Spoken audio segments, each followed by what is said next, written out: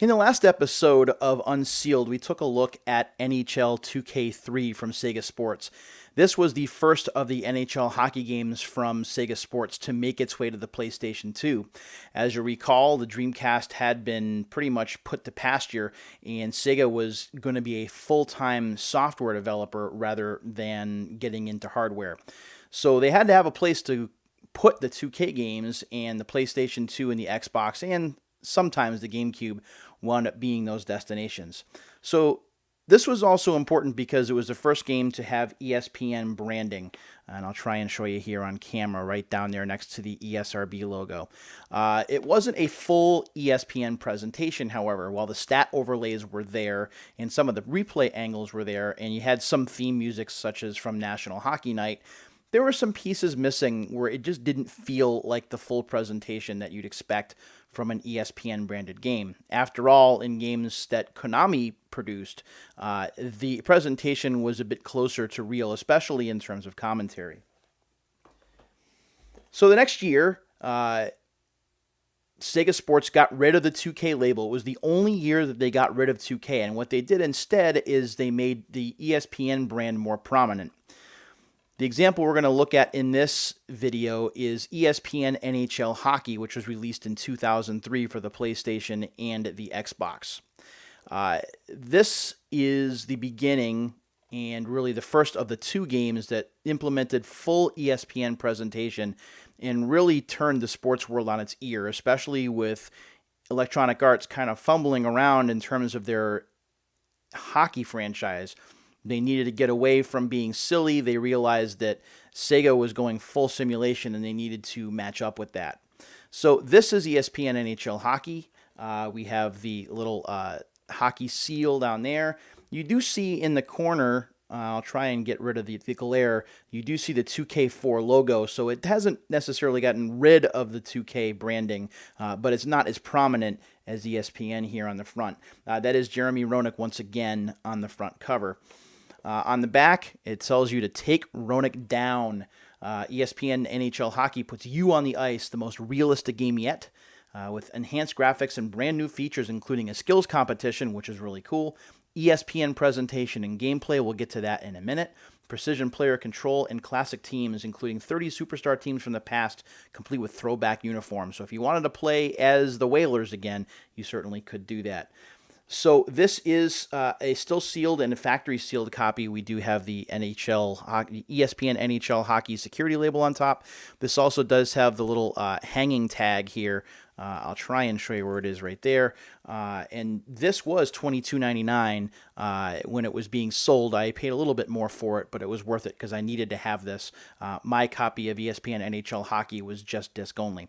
So let's go ahead and get this opened up. No more talk. Let's go ahead and do this, and we'll do it on camera because last time when I opened ESPN 2K3, I did not open it for the camera to see. So we'll go ahead and we'll take parts of it off here. There we go. The microphone is picking up all of this. There we go. There's the wrapping. Put that in the trash. And there we go.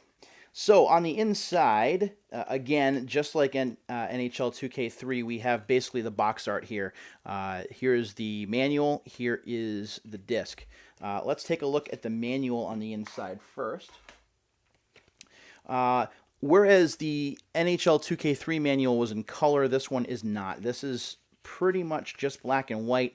And more importantly, in this manual, there are no screenshots. This is all, or there's one, I'm sorry. There's one right there. This is all just text talking about the different play controls. And that's pretty much it. Let me see if there's anything else notable here.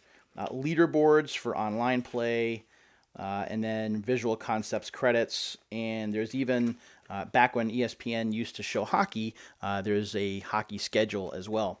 You can take a look on the back, and there's a ad for ESPN basketball with Allen Iverson on the front.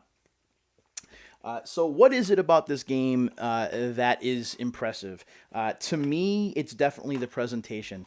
This game finally gets it right and did something that EA could not do. Even though they had credible announcers in Jim Hewson, especially doing play-by-play, to actually get Gary Thorne and Bill Clement in the booth, guys who have done television before, worked together for ESPN before, it just goes with the entire package. So you've got those guys in the booth with insightful commentary, some playful banter here and there, some really accurate observations based on who's on the ice and what they've been doing. Things like that are really impressive to me. Add that to the already neat ESPN-style presentation with stat overlays, standings overlays where it looks like you're watching an episode of SportsCenter. And it's really one of the hockey games to have. It's not quite the hockey game to have. That one is going to be coming up in the next episode. What's interesting to note, though, as I said a few minutes ago, is that where this was really the standard bearer for hockey, this was kind of a changing of the guard. 2K3 was a transition year. This is really where things shifted, and EA fell behind, at least in terms of quality. For years, EA had been the standard, starting in 98, and I've talked about NHL 98 at length. Even with the struggles that NHL 99 and 2000 had, it came back to prominence with NHL 2001. NHL 2002 started to institute some changes in terms of commentary, which didn't go over too well. Excuse me. But this was the real deal. And we're going to look at in the next episode the hockey game that really set the standard for PS2 hockey games and is the one to look for to this day if you're looking for one game for your PS2. If you have any questions or any comments about this particular game, I'd like to hear them. If you have any experience playing this, I'd like to hear about that as well. One thing that I haven't done very much, and I really want to do now that I have this full copy, is I want to check out the skills competition. Skills competition, I think, is pretty neat to have because All-Star Weekend is one of my favorite times of the year. Not necessarily to watch the game itself, but to watch the skills competition, the fastest skaters. The hardest shot is my favorite. Seeing 105-plus mile-an-hour shots is just awesome. In fact, I'm not going to the NHL All-Star Game this year, but I'm going to the AHL All-Star Game this year, in 2019, which is being held in my backyard in Springfield, Mass. So I'm excited to see the All-Stars play in the AHL this year. So skills competition is pretty neat. Again, the presentation and the gameplay are here. I can go on and on and on about this game, but really, this started the revolution that EA really wasn't able to catch up on for a few years, at least until the ESPN license went by the boards, and we'll talk about that in the next episode. So, ESPN NHL Hockey, brand new, now unsealed.